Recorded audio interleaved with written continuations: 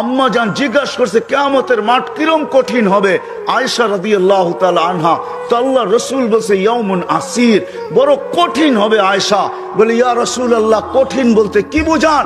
তো বলছে আয়েশা শোন, কান্নে আনজুরু মুসা মুতালাফফিফুন বিউমুদিল আরশ, আমি মুসা কালিমুল্লাহকে দেখতেছি আরশের খুঁটি ধরে চিৎকার দিতেছে আর বলতেছে রব্বি লা আসআলুকা আল-ইয়াউমা উম্মি, আজকে মাকে চাই না, ওয়ালা আসআলুকা উখতি, আমার বোনকে চাই না, আসআলুকা নাফসি, তুই আমাকে বাঁচা।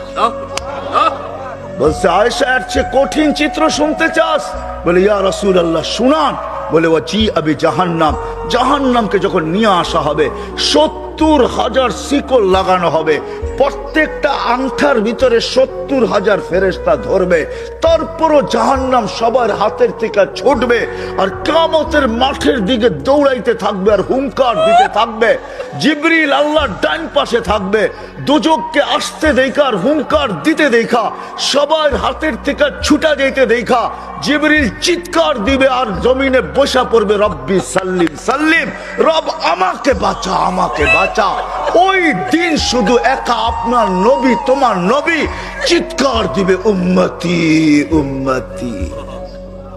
আল্লাহ বলে বন্ধু আমি জানি কিয়ামতের দিন সবাই নাফসি নাফসি বলবে, আপনি শুধু উম্মতি উম্মতি বলে চিৎকার দিবেন।